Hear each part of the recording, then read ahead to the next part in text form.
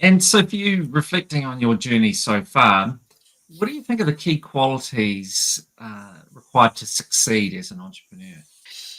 You have to be open. You have to be open to criticism. You have to be open to new ideas. Um, you have to be prepared to learn very fast and take advice from those who know more than you. Welcome to Insights into Success. We're with your host Paul Dodds. We hope to educate, inspire and motivate you to achieve your own personal success. We talk to guests from all around the world from a variety of walks of life to hear the realities of their own journey to success. What challenges have they faced? How have they coped with failure? And what have been the keys or will be the keys to their own success? In our Read to Succeed interviews, we talk books that have inspired our guests, and for some, they share their secrets to marketing success. Join us as we give you insights into success. Well, welcome to Insights into Success, where today our special guest is none other than Barrowclough, who is a New Zealand entrepreneur who started up a business by the name of Wander 120. Now, Wander 120 is a pretty interesting name. We're about to find out what exactly that's all about. But welcome to the show, Anne. Thank you for agreeing to join the show today. Thank you, Paul. I'm looking forward to reflecting on my business and some of my thoughts around trying to start up a business in New Zealand. Yeah, and I'm sure it's never an easy journey, no matter what country you're in. But I wondered if you could just start off by just telling me a little bit about your business, this Wander 120. What exactly is it about? I'm actually in the business of encouraging people to think. It is all about beginning to learn to think again. Where everyone will be aware we're in an epidemic of mental exhaustion, kind of running on empty. And another expression someone's used is I've got too many tabs open. And your brain actually needs to move. I will warn you, this is something I feel very passionate about, so I may go on a bit. But your brain needs to move from focused to unfocused in order to recover from the cognitive effect of thinking. So I'm on a mission to get people to move their brains from the focused to the unfocused. And the very simple start I've made is my app Wander 120, mind wandering for 120 seconds. It is actually based on the science of the brain. I'm a bit of a nerd, so I do go into the science and make sure that it's all justifiable. But yeah, I mean, it provides you with all you need to take a 2-minute break when your brain or your mind is feeling exhausted and kind of overwhelmed. That's it So in the moment. If you think about that effect that you have in the shower, that aha moment, that's what you get when you let your mind wander. And so we need to be doing it a lot more. So not only does it kind of refresh the brain, but it also gets all the creative juices flowing and the lateral ideas coming forward. I guess it seems like in society today that so much is about maximizing our time and efforts. You know, everything's about trying to squeeze the lemon that much harder. So, often I think people feel like they're really, if anything, on tenterhooks, like you really push, push, push all the time. Whereas Yeah, what you're now talking about is, look, you're putting yourself under strain so much of the time. In order to cope, you need to rest. And we're not programming in rest into the whole cycle to ensure maximum productivity and also maximum well-being. Is that kind of where you're coming from? absolutely. If we exercise, we rest after it. Yeah. But we've lost the ability to actually rest our brain when we've been really focused. I mean, we think we're resting our brains when we are, scrolling through digital media and checking our emails, but that's not actually using the part of your brain that helps in the recharge, if you like. And the amazing thing is when you let your brain recharge what we call the executive function side of it, the bit that's productive.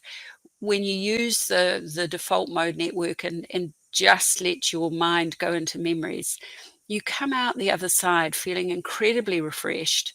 You've kind of found the answers that you were looking for to a problem, probably from yesterday.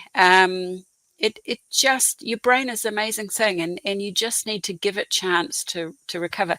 The other really interesting thing is that mind wandering or drift has been shown to consolidate learning. So when you've been, maybe at a lecture, or you've been at a show, and you're learning about something new, to just step back and take a mind wander, take a moment to let your mind drift.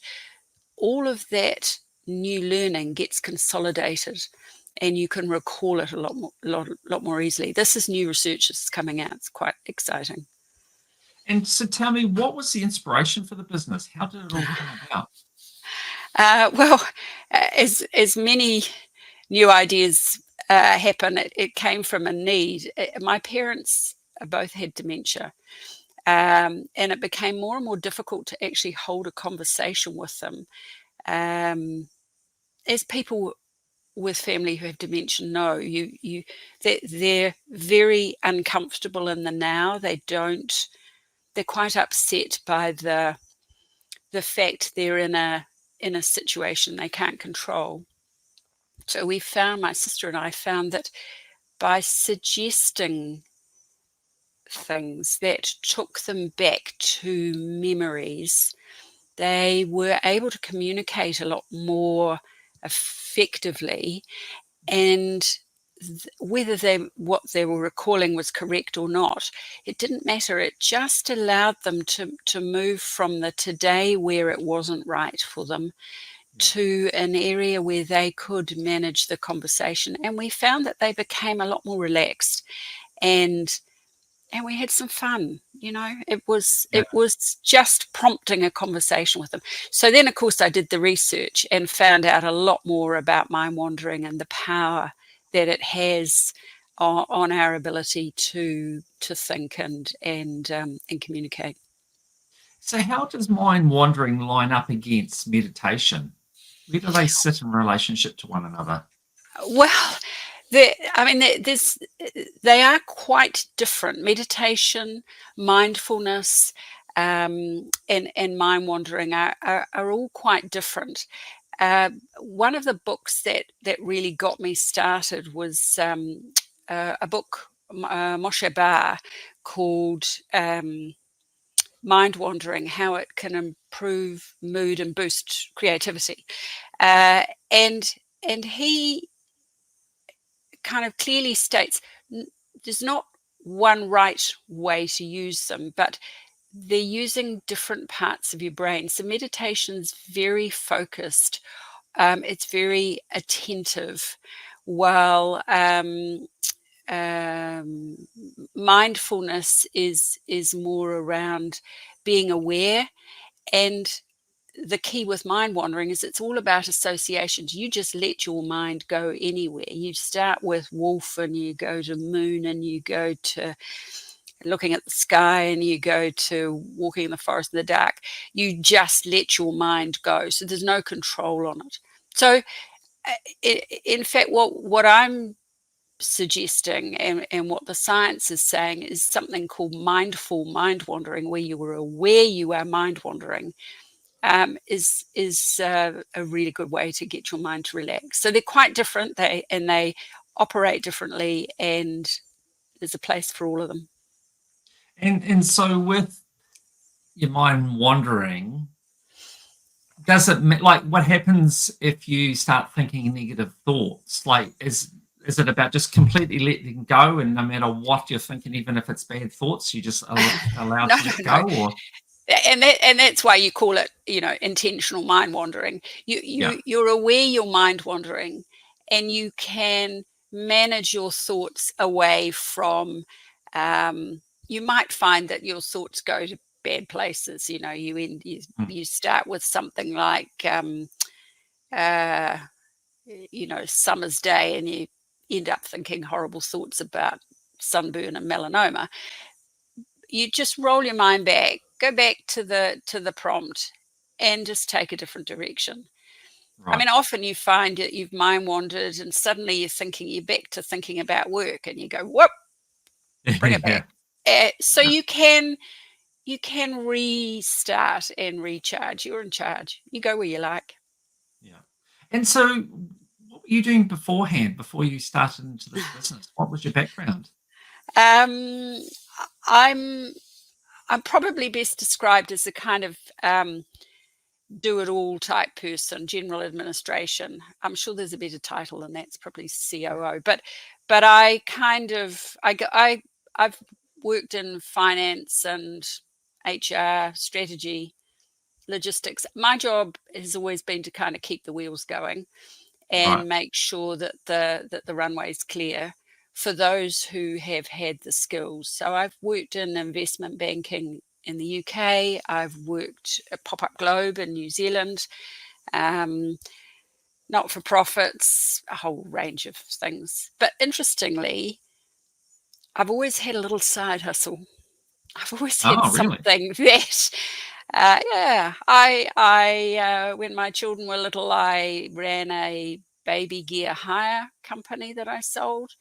Yeah. When they're at school, I ran a school lunch business across a number of schools. Yeah, I've always had something on the go.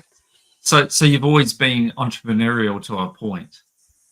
I guess so. Yeah, I'm always interested in trying new things out, seeing what happens.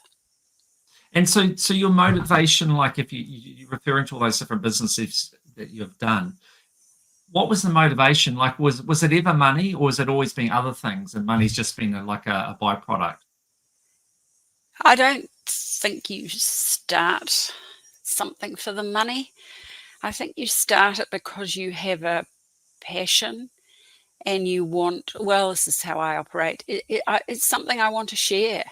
It's something that I can do and add value to, and make somebody's life a little bit better, perhaps. I think if you went into it, I'm not sure how you do it by going into it for the money, but I guess some people do. I can't do that. I have to feel passionate about it in order to be able to talk about it. So how did you make the leap from whatever you were doing beforehand to starting up 1-to-120? How did that evolve? COVID. Okay. Like so many people, I was working at Pop-Up Globe, the theatre that did Yeah. Shakespeare, and in Auckland. And of course, COVID kind of put an end to it. My sister and I had been doing quite a lot of work on the whole idea of developing something for those with family with dementia. And I heard an interview actually with Moshe Bar, the author I referred to earlier, Yeah. and I thought, actually, this all makes sense. I've got to go with it. I've done all the work, I've done all the research, I've kind of designed what the app might look like. Yeah. And so I came home actually and I rang my developers, yeah, and got going. That was March 2022. And was there anyone else doing this out there in the world at the time? I can't find anyone. Right. That doesn't mean, oh, there's millions of apps. That doesn't Yeah. mean anyone's not doing it. There's a large number of apps that do wellness, and whether mind wandering is in that or not, I'm not sure. A lot of them seem to be very kind of competitive. You did 10,000 steps yesterday, you'll do 20,000.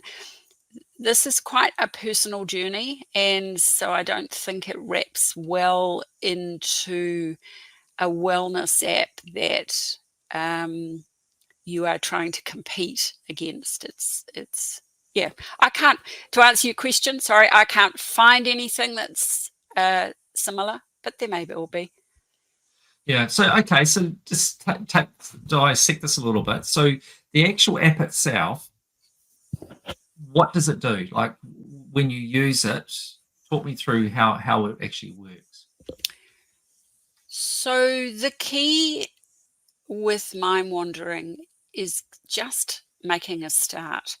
And it's quite hard to suddenly think up an idea to go mind wandering with. It's quite hard to let go of what you've been concentrating on. So I have built into the app just over 5,000 little prompts. Now, they can be anything from whiskers to you're a pirate, howl at the moon, anything Yeah. that just is very different from what you've probably been doing. Yeah. And you the prompt comes up. If you don't like the prompt, for example, one of it is smell of lemons. Well, somebody I know is allergic to lemons, so you can change it. You can get another prompt, and a timer comes up, and away you go. You just let your mind go with that prompt wherever it takes you, and everybody's journey will be different. At the end of the 2 minutes, there's a buzz, and you have the opportunity to kind of journal how you feel at the end of your wander, Right. and whether any ideas have popped up that you want to explore later. And that journal is held as a diary, so you can refer back to it any time, and you can see the kind of wanders that have taken you to the right place. Yeah. As well, in there's updated research and inspirational quotes. That's essentially it. It's a wander to get you going, a prompt to get you going, a timer, and then your journal of how you feel as a Yeah. result of just letting your mind have a break. So you had this idea. You went to your your app developer, sorry.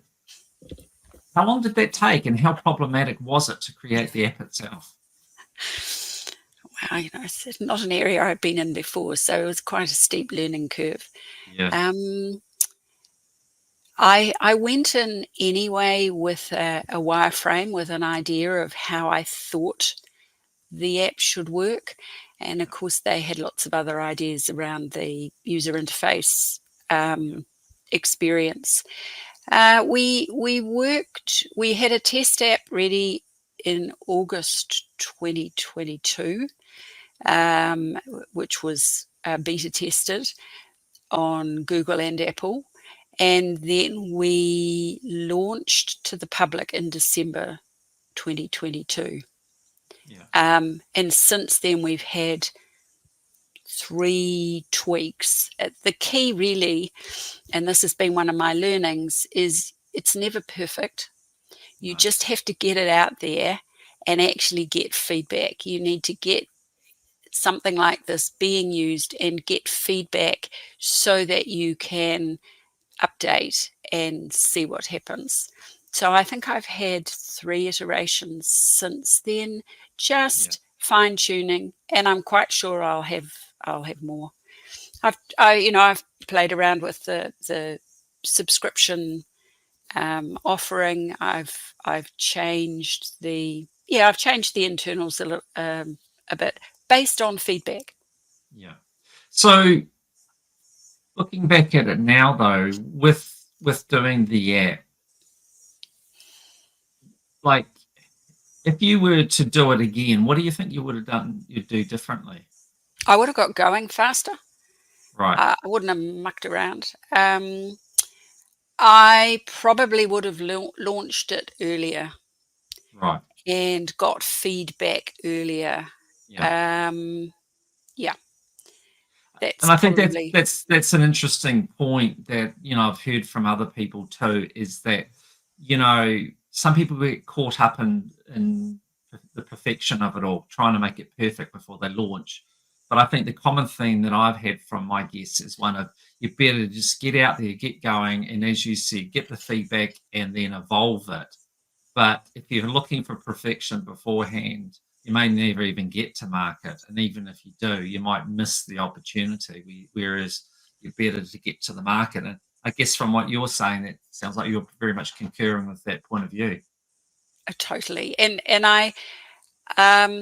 your users are so important to you, and their feedback is so important. So to get it in front of as many people as possible and get that feedback, either tells you've got a dud here and it ain't going to go anywhere, or you've got something here, but if you just added this or did that, it's got potential. I mean, people are really keen to help you on your journey. It was one of the reasons that I launched it in the US and the UK, because of the size of the market, and I felt that I'd get a lot of very honest feedback quite quickly, which is what happened. And so for me, that made the launch and the following journey worthwhile, in that I was investing in what the customers actually wanted rather than what Yeah. I thought they should have.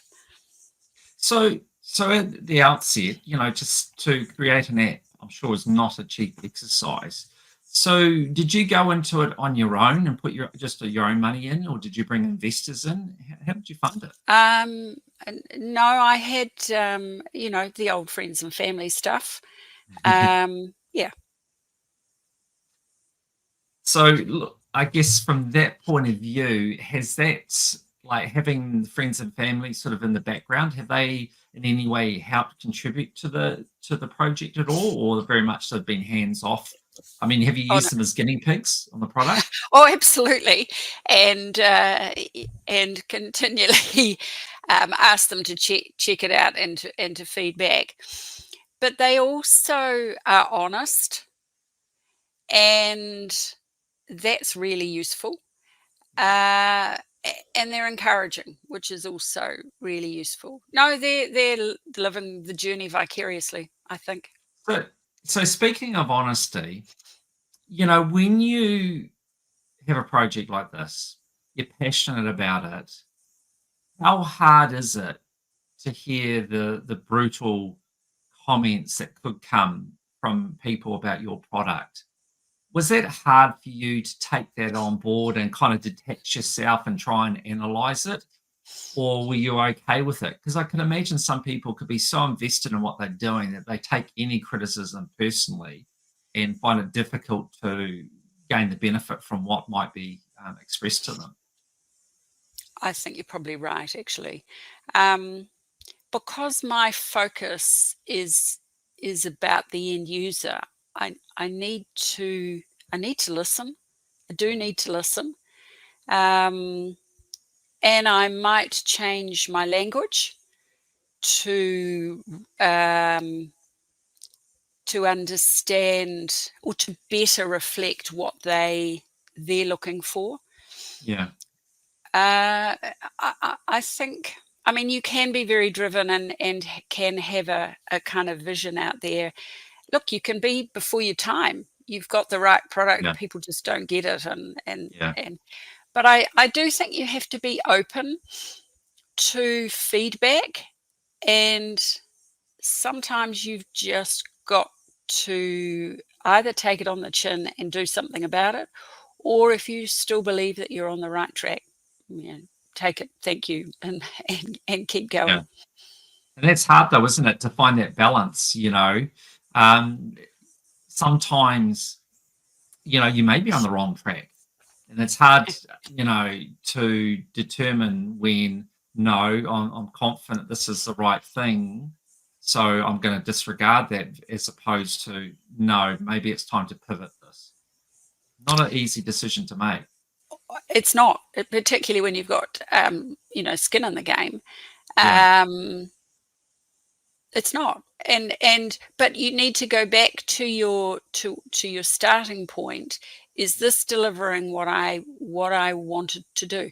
See, if you were in it for the money, you know, the whole decision-making process is probably very different to you're in it to provide a service or to provide something. I mean, I would like to make some money from it, but that's not why I'm doing it. And Yeah. therefore some of the decision making is probably a little less cutthroat Yeah. than some others may have to be. Yeah. So, okay, so you created this app. What do you do next? Like, you know, to make money? Like, how did you get it out there? How did you get people knowing about it and start bringing the customers in? And what do you do on an ongoing basis to get those customers? Well, it is an ongoing entertaining challenge. Let's put it that way.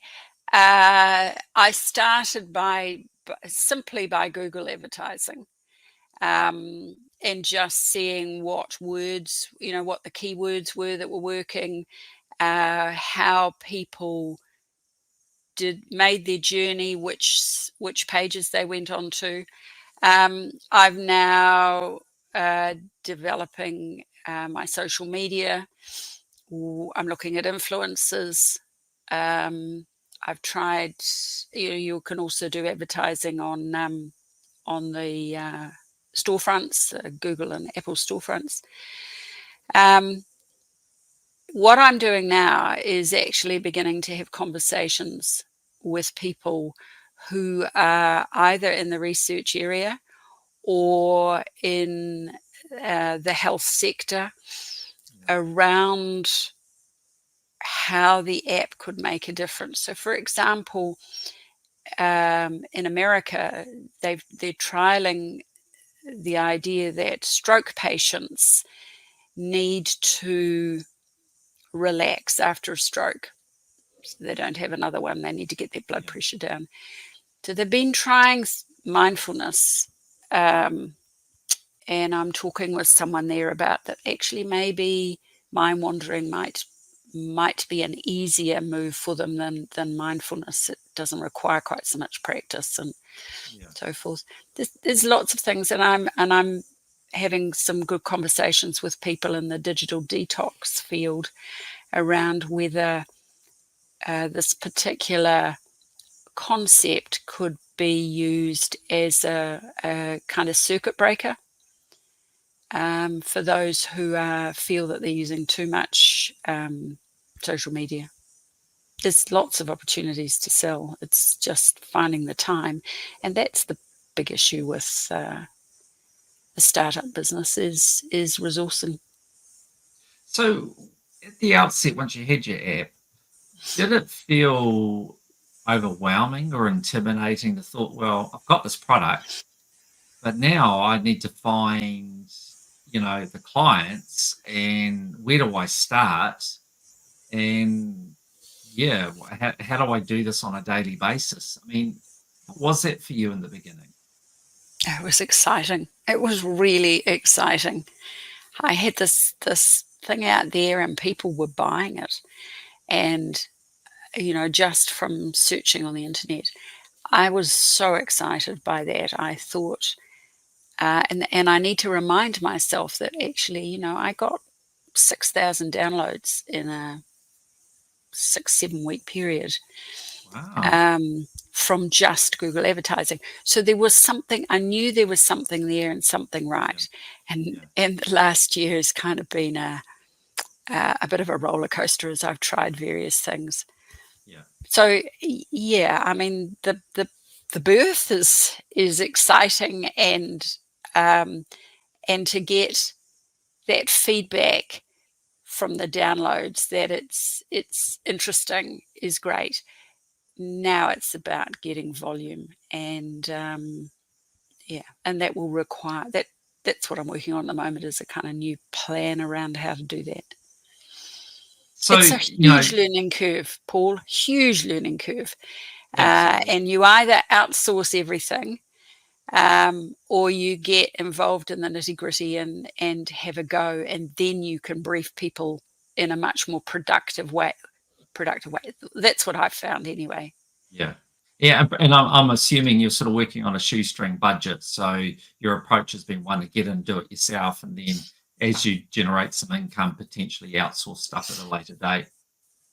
Yeah. It's also because it's an area I know so little about. It's also been a big learning curve, and I ask questions of everybody just to learn. And if you know a little bit more about it, you can make a much more instructive brief to someone to take it further. Yeah. And I know we touched on this before when we talked about maybe getting the app to the market quicker, but what have been some of your other lessons from the journey so far? Oh, I think I've had to have courage. I've had to have courage of conviction that it is worth keeping going. Yeah. Um, I've also had to have the courage to change when I've needed to. But as I say, I'm really happy to ask questions, and I'm really happy to to to get ideas and go with them. Um, I've been quite, I guess, I've been quite proud of how I've learnt. Um, I've put myself back at university to learn a lot more about the intricacies of the brain, because if I'm going to be talking about it, I need to. I can't just rely on published research. I need to kind of understand it myself. Yeah. What else?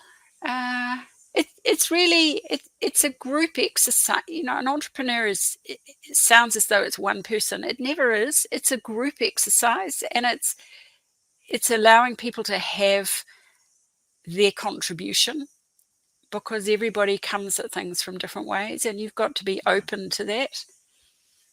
Yeah. And so you touched on your sister earlier with your parents. Does she have any involvement with the business at all?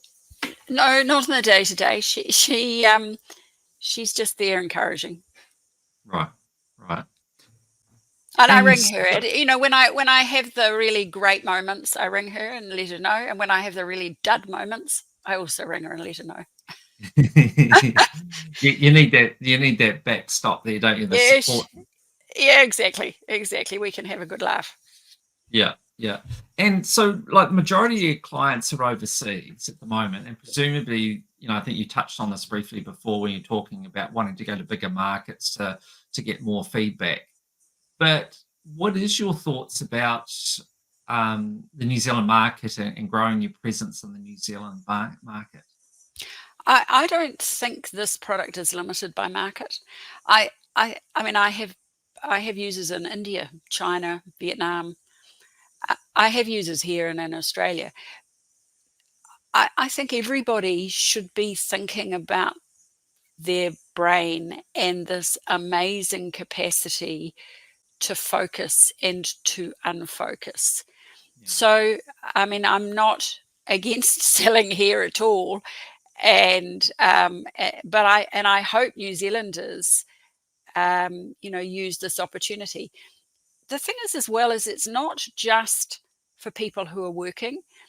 Um, I've got users who feedback that they use it to help them take a break between lectures, just to kind of clear their mind from one to the other. I've yeah, got people who use it to help them get to sleep, turns off their brain, and they, you know, go off to sleep doing that. Anybody can and should be mind wandering. So, yeah, I, anybody can download it off Google and Apple. I don't need to sell it to them. It's there if they want yeah. to investigate mind wandering and what it can do for them. And how does it work? Do you make a one-off payment, or is it like an Right. annual subscription, or how does that work? At the moment, it's an annual subscription. Sorry, at the moment it's a monthly subscription. There's a Right. trial free a week trial period, and then I think it's $1.99 New Zealand, um, a monthly subscription. Yeah. Right, right. And can I ask how many subscribers roughly you have at the moment? I have at the moment I think I have I try not to look Yeah, regularly, because it's up and it's down, and it depends what I've been doing. I think at the moment, from the new version I've got out that was launched in December, I think I have about 500 subscribers. Right. I still have a Right. huge number of users who aren't subscribers from earlier iterations. Yeah.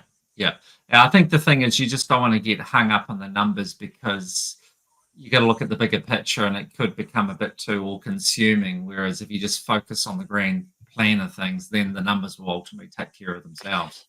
Yeah, I mean, the interesting thing is that it actually isn't about the numbers, it's about retention.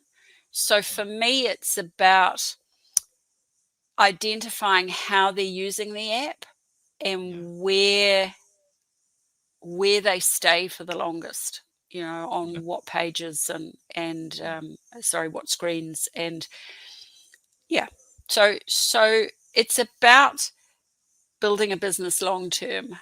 And the users at the moment are giving me information to make it better for future users as well. Yeah. Yeah. And what do you think are the major, or the greatest impediments for growth for you?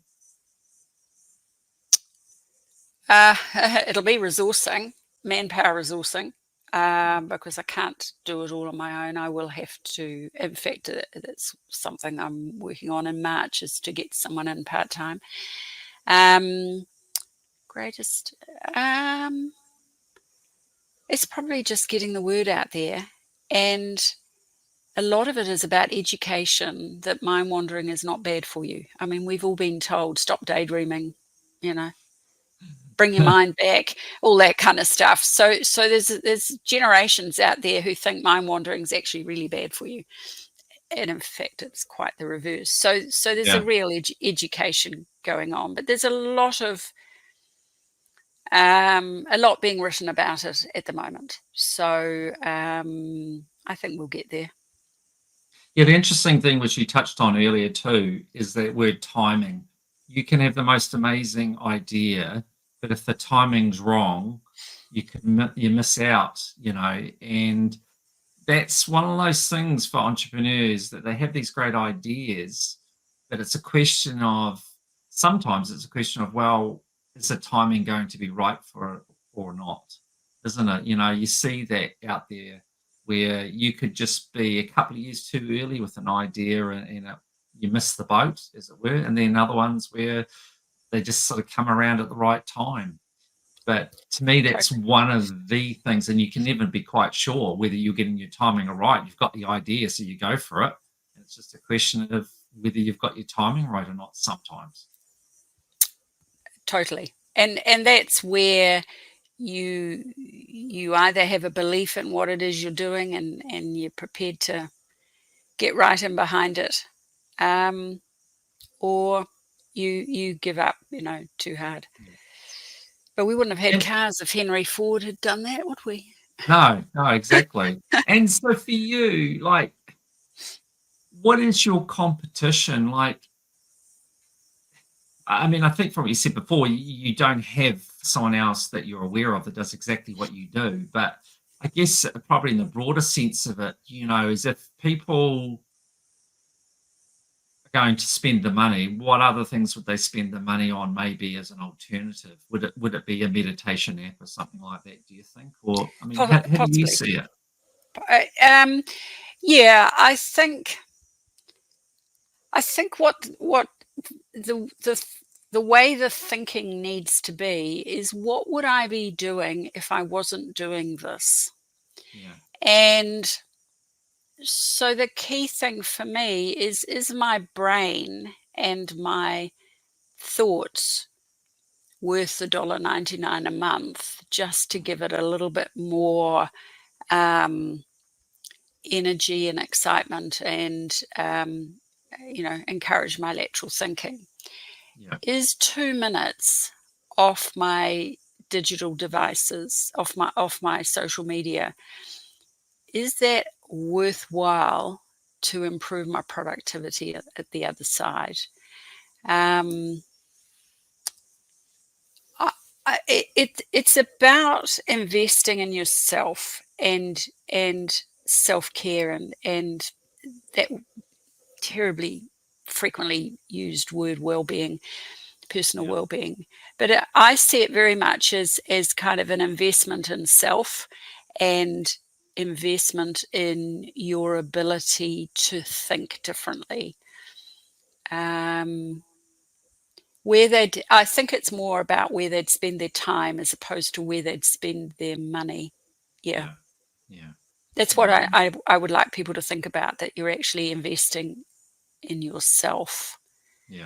And your thinking. And it's not a lot of money either, to be honest. I mean, if you can't afford that, and it's for your well-being, Yeah, and if you pay for something, you're more likely to become invested in it. I just think the idea of kind of journaling how you mind wander, I think, is really illuminating. And it's like most habits, it takes a little bit of time to get into the swing of it. It's one of those things that you need to practice, a couple of times a day, if not more. And you actually suddenly realize that you look forward to being focused and then being unfocused. And it's kind of like an underlining of the work that you've done. You kind of done your work, you reward yourself with a kind of guilty pleasure, really. It's relaxation. And so for you, where to next in the evolution of the business? Well, as I say, I'm having a look to see how it might be used to help people take a break from their social media, whether there's some way we can, and I'm doing that with someone in the States, is to how we can connect with too much social media use. It's markets really that I'm interested in going in. It may be able to be backed into a wellness app, as long as the information isn't public. I mean, the one thing I have really been quite clear about with my app is that it is private. So nobody signs in. They don't give me any information whatsoever. Right. It's really important that you feel you can mind wander wherever you choose to. I've got some other ideas there around the concept of brain health. And so for you, reflecting on your journey so far, what do you think are the key qualities required to succeed as an entrepreneur? The ability to sleep at night, because you do take all your ideas, to bed. So I do wander before I sleep. I do a lot of reading, so that also kind of winds me down at the end of the day. You have to be open. You have to be open to criticism. You have to be open to new ideas. You have to be prepared to learn very fast and take advice from those who know more than you. I think for me, it was around courage. It was around the courage to make a start and the courage to get going. And then each achievement, it's the courage to keep going. And I think from what we talked about before coming onto this interview, I suspect, and you correct me if I'm wrong, that you may not, and a lot of entrepreneurs probably don't either, is take time out at all to probably give yourself a pat on the back and congratulate yourself on what you've achieved so far. Because, like, taking you as a case in point, you've created the app, which in itself is an achievement. You've launched it in the market. You've got customers, which you're growing that customer base. You've achieved a heck of a lot. But do you ever sort of take stock and sort of think, well done, I actually should be proud of what I've done?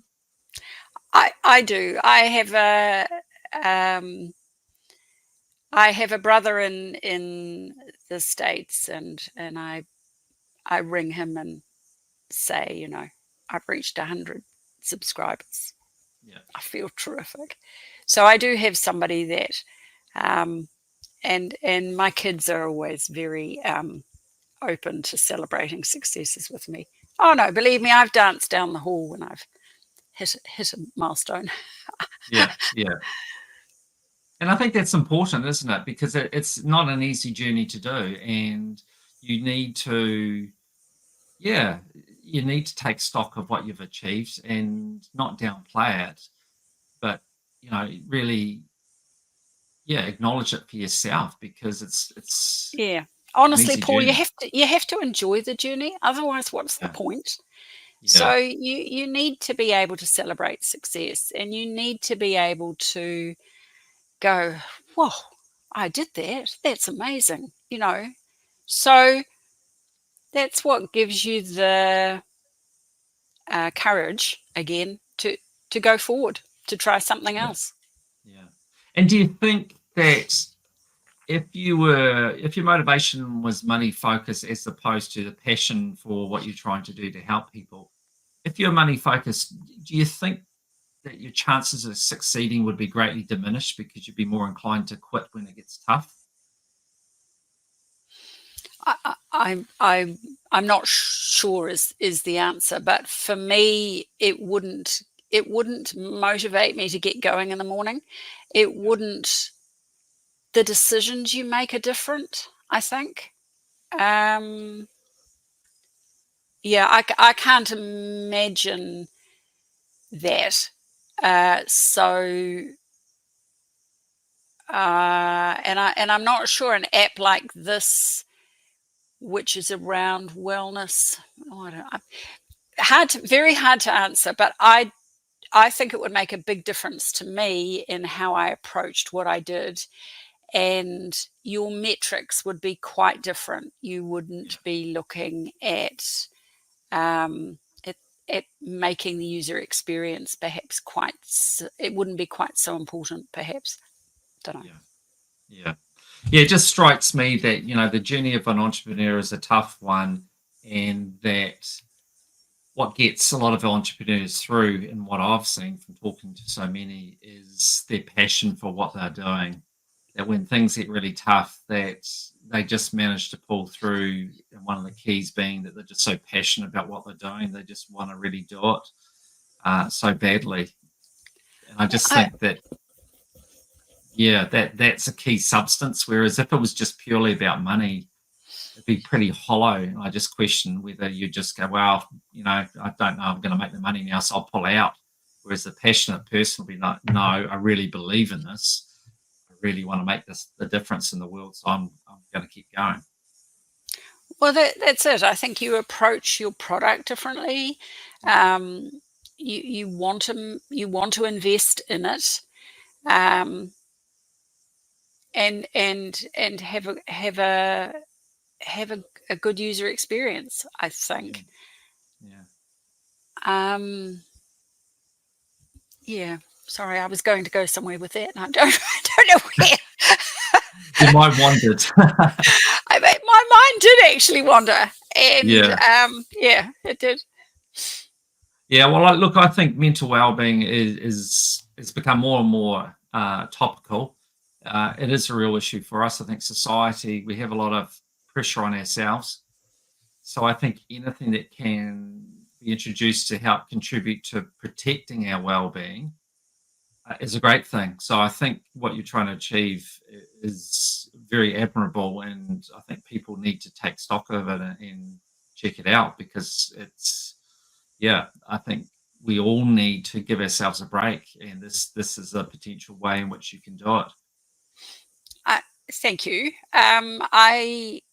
I do think we need to understand that mind wandering is a key part of our brain anyway. We have this place in our brain, Yeah, uh, where we mind wander, where we dream, and yeah, where our memories are, and it is a natural state of the brain, and we've been desperately trying not to use it for so long. And actually, we need to be giving our brain a power nap, and by mind wandering, that's what you're doing. Yeah, yeah. Well, if people want to check out your website, it's at wander120.com. So when we publish this, we'll also put in all the links in that as well, so people can check out your website and make contact with you if they want to as well. But look, thank you so much, Anne, for taking the time out to talk to me today. I think it's amazing to be talking to people that are in the midst of their journey and getting some insight into what that journey looks like. And it's certainly not for the faint-hearted. There's only a certain type of person, I think, that has the resilience and the capability to be an entrepreneur and to succeed at it. But yeah, from everything I've seen from you today, I've got every confidence that you're going to carry on with this journey and just build on the success that you've achieved so far. So well done to you. I really respect what you're doing, and all the best. Thank you very much, Paul. It's been very enjoyable, and it's been a really interesting opportunity to reflect on where I've come from. You kind of get tied up in the day-to-day, and you kind of forget, what you were doing 6 months ago and where you were a year ago and 2 years ago. So I've actually really enjoyed the journey, and I've really enjoyed the discussion. Thank you.